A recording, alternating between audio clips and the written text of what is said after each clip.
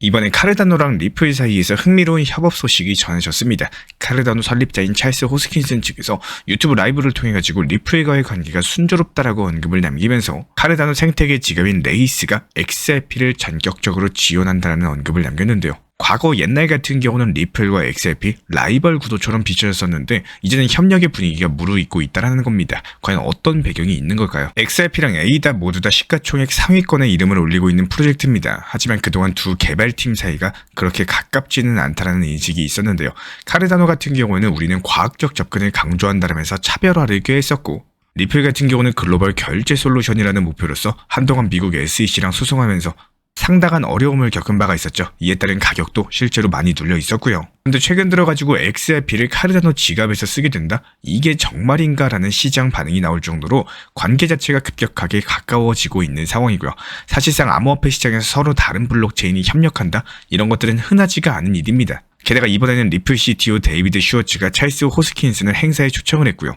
카르다노가 주목하는 미드나잇 프로젝트의 토큰인 나이트 에어드롭을 XRP 유저가 받을 수도 있다는 소문까지도 나오고 있기 때문에 이 소식이 사실이라면은 기존 생태계 경계를 허무는 상당한 파급 효과가 있을 것으로 보여지고 있고, 오늘 영상 통해서 이런 협력의 배경과 의미, 그리고 시장에 끼칠 영향까지 폭넓게 살펴보도록 하겠습니다. 오늘 살펴볼 핵심 포인트는 크게 세 가지예요. 첫 번째로 레이스 지갑의 XRP 지원, 카르다노 생태계 지갑이 왜 XRP를 지원을 하게 됐는지, 그리고 찰스 호스킨슨 창립자랑 리플 팀과의 어떤 관계 변화 구도가 생겼는지, 마지막으로 나이트 토큰 에어드랍을 통해 가지고 XRP 유저를 비롯해 가지고 3,700만 명이 대상이라고 합니다. 상당히 많은 숫자죠. 이 프로젝트가 과연 어떤 숨겨진 의도를 갖고 있는지 이번 영상 끝까지 보시면은 각자 XRP랑 에이다가 이렇게 손을 잡는다, 그리고 이게 단순한 이벤트가 아니라 전체 암호화폐 생태계에 주는 시그널은 아닐까, 이런 질문에 대한 해답을 얻으실 수가 있을 겁니다. 먼저 호스킨슨이 언급한 레이스라는 지갑이 뭔지부터 살펴봐야겠죠. 레이스 같은 경우는 카르다노 재단과 IOHK 카르다노 개발사가 주도해가지고 만든 지갑 서비스입니다. 주로 카르다노 네트워크 토큰인 에이다를 보관하고 있는 스테이킹 하는데 활용이 되고 있는데요.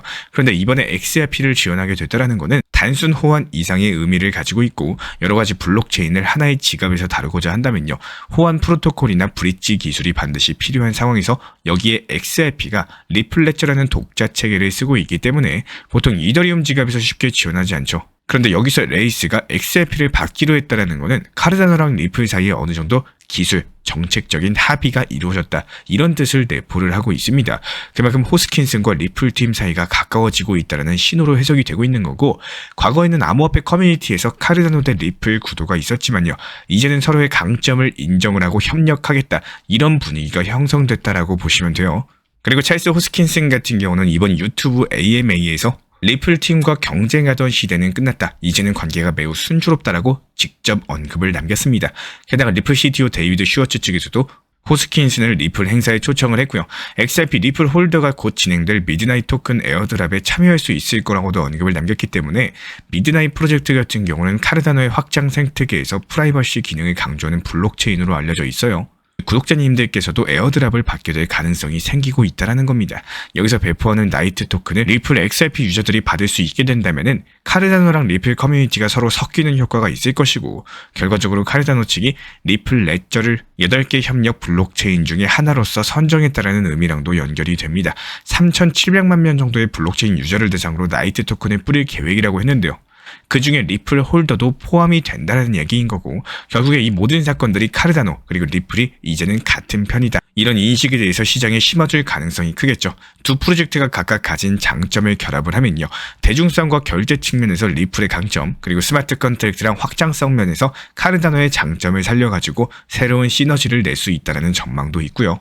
특히 나이트 토큰 에어드랍에서 나이트 같은 경우는 프라이버시 그리고 익명성을 강조하는 미드나잇 프로젝트의 핵심 토큰입니다. 이 토큰을 여러가지 생태계 유저에게 한꺼번에 뿌린다는 것은 그만큼 프로젝트의 초기 분산을 넓히겠다는 의미를 가지고 있고, 리플 XRP 커뮤니티는 전 세계적으로 규모가 크고요, 열정적인 지지자들도 많은 편이기 때문에 나이트 에어드랍을 통해 가지고 자연스럽게 미드나잇 프로젝트를 알릴 수가 있을 겁니다. 만약에 에어드랍이 진행이 된다면 내 XRP를 어떻게 증명해서 받느냐, 이런 실무 이슈가 있을 텐데, 카르다노랑 리플 팀이 함께 편리한 인증 방식을 개발 중일 가능성이 있고요.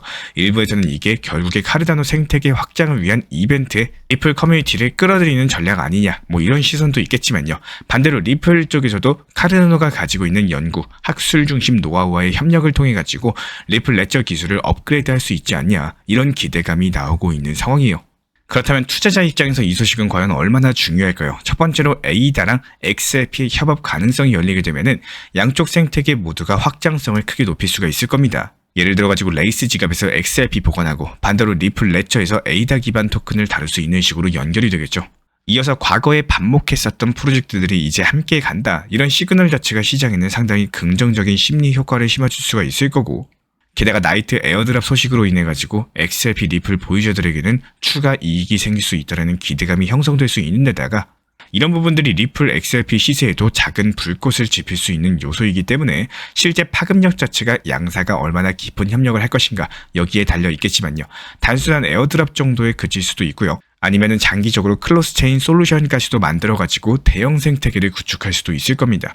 실제로 호스킨슨이 리플 행사에 참여해가지고 양 팀이 직접 협력 로드맵을 발표를 한다면은 그 파장 자체가 훨씬 더 커질 거라는 거예요. 먼저 레이스 지갑에서 XRP를 지원을 하게 된다면요. 카르다노의 멀티에셋 기능이라거나 스마트 컨트랙트 기반의 브릿지 기술을 통해 가지고 XRP 입출금 그리고 보관 자체가 가능해질 것으로 보입니다.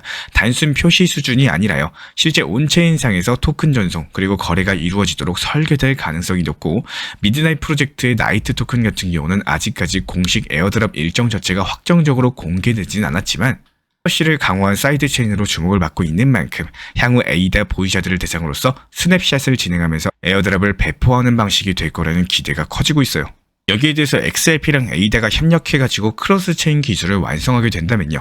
각자의 블록체인 생태계를 넘나들면서 안전하게 교환하거나 활용할 수가 있게 됩니다. 단순한 코인 전송을 넘어가지고 서로의 DApp 생태계까지도 확장할 수 있다는 점에서 상당히 실용적일 것으로 예상이 되고 있고, 아직까지 구체적으로 로드맵이 나오진 않았지만요. 만약에 두 프로젝트가 긴밀하게 협력해가지고 기술 개발에 나서게 된다면 미래는 더욱더 기대가 되는 부분이고, 게다가 리플 CTO인 데이비드 슈워츠가 찰스 호스킨슨을 초대했다라는 이야기까지도 전해지면서 두 사람이 함께 어떤 행사나 발표를 준비하고 있는지 궁금해하시는 분들도 많이 계세요. 아직까지 공식 일정이 잡힌 건 아니겠지만 만약에 두 대표 인물이 한 무대에 선다? 그렇다면 커뮤니티 차원에서도 엄청난 이슈가 될 거고요. 여러가지 크로스체인 협업이라든지 규제 이슈, 아주 다양한 논의들이 오고 갈 가능성이 높다라는 겁니다. 카르다노랑 리플 사이에 경쟁 구도가 있었던 것도 사실이지만요. 최근에는 오히려 서로의 생태계를 확장하기 위한 협력 가능성에 무게가 실리고 있습니다. 일부 커뮤니티 사용자의 반발이 완벽하게 사라진 건 아니지만요. 업계 전반이 여러가지 체인 간의 시너지를 도모하는 방향으로 흐르고 있는 만큼 앞으로 더욱더 많은 접점이 생길 거라고 기대가 되고 있고요. 지금 코인 시장이 안 좋다라고 느껴지시고 지루하고 답답하다라고 생각하시는 분들 분명히 많이 계실 거라고 생각을 해요. 우리 구독자분, 시청자분들께 반드시 전달드리고 싶은 내용이겠지만 너무 무리해서 몰빵 투자는 좋은 투자 방향의 매매 방법은 아닙니다. 아무리 리플, 비트코인, 여러가지 대형 메이저 코인이라고 하더라도 결국에 몰빵 투자는 과거부터 포트폴리오라는 단어가 괜히 생기고 포트폴리오가 중요하다, 몰빵 투자하지 마라, 계란을 한 바구니에 담지 마라, 이런 표현들이 괜히 생긴 게 아닙니다. 지금 리플 코인에 몰빵을 했고 평균 단가는 높아가지고 다른 알트코인 올라가는 거 쳐다만 봐야 되고 답답하신 분들이 많이 계실 거라고 생각을 해요. 내 투자금의 비중이 있으시다면은 나눠서 포트폴리오를 구성하면서 리플이 움직임이 안 나올 때는 알트코인에서 빠르게 단기 종목을 병행해가지고 단기 수익을 쌓아나가고 리플이 다시 2,000원대에 진입하는 이런 시점에서는 나온 수익과 예수금으로서 리플의 수량을 늘려나가면서 톱니바퀴가 회전이 되도록 내 포트폴리오를 만들 줄 아셔야 됩니다. 요즘 시장 같은 경우는 눈치 빠르신 분들은 잘 아실 거라고 생각을 해요. 리플이 박스권에서 움직임이 안 나오고 답답한 상황을 만들면은 알트코인들이 잘 움직이는데요. 이런 알트 순환 매매 시장 자주 기회가 없습니다. 이럴 때 미친 듯이 알트코인으로 수익을 많이 뽑아내셔야 되는 시장인 거고, 실제 정보방에서도 안내드리는 타점 내용이지만 이런 시장일 때는 쉴 필요가 없다라는 거예요. 누군가는 물론 리플 평균 단가 높아서 리플 괜히 팔고 나면 더 오를까봐, 리플 말고는 잘 모르니까 여러가지 많은 이유가 있어가지고 알트코인을 접근하기 어렵다고 생각하시는 분들도 계실 겁니다. 그런데 여기서 정말 잘 알고 계셔야 되는 거는 리플 이외에 잘 모르는 이유는 알트에 대한 공부, 타점에 대한 공부를 안 하셨기 때문이고, 리플 평단이 높은 이유는 비교적 리플 코인 매수를 늦게 시작을 했고 무리한 몰빵 매매로 높아진 평균 단가를 낮출 수 있는 기회를 놓쳐서입니다. 내가 괜히 팔고 나면 더 오를까봐 여기에 대한 걱정은 원칙 매매를 살리지 못하고 욕심에 수익을 볼 수 있는 기회를 많이 놓쳤다 보니까 이런 것들이 아까워서 괜히 이번에 내가 팔면 더 오를 거야 이런 감정에 계속 시장이 주는 기회를 놓치는 상황이실 거예요. 우리가 투자 시장을 볼 때는요. 내가 매수한 평균 단가야말로 내 상황 자체가 기준이 되면 안 되시는 거고 냉정하게 최근 단기 저점과 지금 시장이 어떻게 흘러가고 있는지 이 시장을 어떻게 잘 이용하고 활용할지에 대해서 기준으로 생각을 해주셔야 됩니다. 제가 안내해드리고 있는 코인 신사 채널 멤버십 전용방에 대해서 짧게 설명드려 보도록 하겠습니다.